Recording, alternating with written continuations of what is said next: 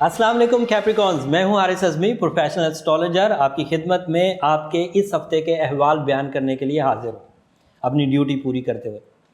کیپریکونین، آپ کو یہ تو پتہ ہے کہ سیٹرن اس وقت ٹربل کر رہا ہے، اور سیٹرن کی ٹربل آپ کے لیے کچھ بیک فٹ پر رہنے کی اطلاعات دے رہی ہے۔ آپ کو ایکسپیرینس بیسڈ کام کرنے چاہیے، اپنی رشتہ داری کو زیادہ سے زیادہ ٹائم دینا چاہیے، صحت کو کمانے کے لیے ہر ممکن کوشش کرنی چاہیے اور لائف سٹائل ہیلدی رکھنے کی ضرورت ہے۔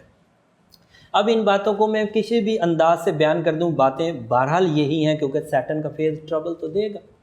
جوپیٹر نے آ کر کسی حد تک اس میں کمی کی ہے، آپ کی خوش بختی میں تھوڑا اضافہ کیا ہے، جس سے مالی کرائسس جو تھے وہ تھوڑے تھم گئے ہیں، مالی کرائسس بڑھ نہیں رہے۔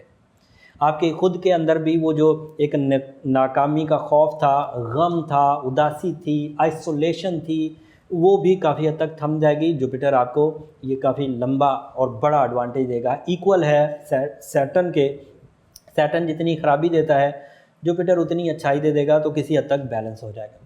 اور وینس بھی کافی پازیٹیو ہو چکا ہے، وینس لو اینڈ کیئر کا سٹار ہے، اور وینس کی یہ پازیٹیوٹی آپ کو ریلیشن شپ سٹیبلٹی دے گی، تو دو طرح سے آپ کو فائدے ہیں۔ لیکن آپ اس تھریٹ کو اگنور نہیں کر سکتے۔ یہ 60-70 کا جو تھریٹ ہے اس کے لیے احتیاطی برتی جائے، بہت بڑی گیمبلنگ نہ کی جائے، بہت بڑی رسک ٹیکنگ نہ کی جائے، بہت بڑے معاہدے نہ کیے جائیں، جاب ابھی سوئچ نہ کی جائے، دوسروں پر اندھا دھند اعتماد نہ کیا جائے، ریلیشن شپ کو بھی محتاط طرز سے آگے بڑھایا جائے، بہت زیادہ حق نہ مانگا جائے، بہت زیادہ ڈیمانڈز نہ کی جائیں، پیار کا مظاہرہ کیا جائے، قربانی کا مظاہرہ کیا جائے، تو 60-70 بیلنسلی چلتی جائے گی۔ میں اکثر ہی یہ بات بولتا رہا ہوں کہ جب بھی 60-70 کا دور شروع ہوتا ہے تو کچھ کمانے یا اچیو کرنے کی بہت جد و جہد اگر فروٹفل نہ بھی ہو، اور آپ نے اپنی صرف موجودہ جو حالات ہیں، جو ایوریج سکسیسز تھی، صرف اسے ہی کنٹرول کر کے لے گئے آگے، اسے ہی سنبھال لیا ہے، تو بھی یہ بہت بڑی اچیومنٹ ہے۔ اگر کوئی ادروائز اچیومنٹ نہ بھی ہو تو صرف اسے ہی لے کر چلیں تو بھی بڑی کامیابی ہے۔ سمجھے، بہت کچھ پایا۔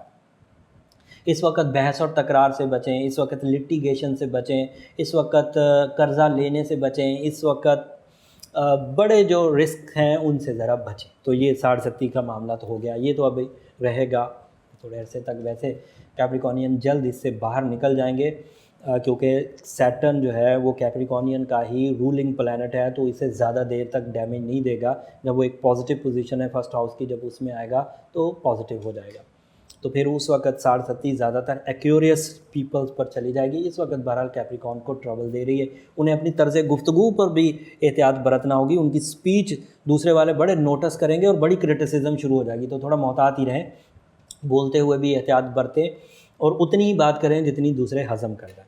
یہ تو ایک پہلو ہو گیا۔ اب جو دیگر پازیٹیو چیزیں ہیں وہ میں بیان کرتا ہوں۔ ڈرنے، گھبرانے، پریشان ہونے، غمگین ہونے، اس کی ہرگز ضرورت نہیں ہے۔ اپنا برتھ سٹون پہنیے۔ یہ جو اس طرح کی فیولنگ ہمیں پازیٹیولی ملنی تھی اور مل نہیں رہی، اور ہمارے اندر ڈر یا خوف یا غم پیدا ہو رہا ہے یا اداسی پیدا ہو رہی ہے، وہ روبی کے 8 کیرٹ پہننے سے ریپیئر ہو جائے گی۔ تو کیا ضرورت ہے 7.5 سال تک اپنے آپ کو پرابلم میں رکھنے کی، یا اگلے 2 سال ہی پرابلم میں رکھنے کی کیا ضرورت ہے، جبکہ روبی کے پہننے سے 28-30 دن میں وہ ریکوری ہو جائے گی۔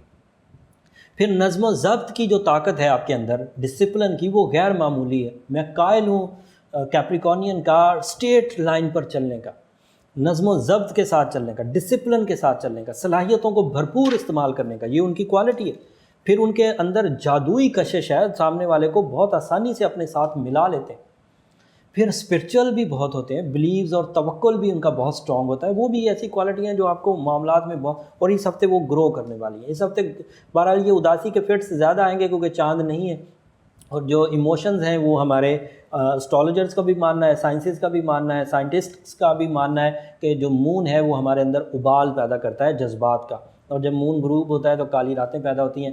اس کا ذکر بھی ہے، وہ من شر غاسق اذا وقب، میں کالی رات کی نحوست سے پناہ مانگتا ہوں جب وہ چھا جائے۔ اور ان دنوں کالی راتیں، پھر اس ہفتے کے اختتام پر 9 تاریخ کو تقریباً چاند ہو جائے گا، اور پھر وہ بدری راتیں شروع ہو جائیں گی، اور ان راتوں میں پھر آپ کو دوبارہ یہ جو فکر کی انٹینسٹی ہے یہ کم ہو جائے گی۔ مستقل مزاجی، انٹیلیجنس لیول، رومانوی دنیا، یہ بہرحال فرملی میسر ہے، اس میں کوئی قباحت نہیں ہے۔ قباحت صرف صحت میں ہے، ریلیشنز میں ہے، اور माली इस्तेहकाम में, और उसको ओवरकम करने के लिए सूरह शम्स दिन में पढ़ी जाए, सूरह नजम रात में पढ़ी जाए, और रूबी के 8 कैरात अगर पहने जाएं तो वो बहुत अच्छे।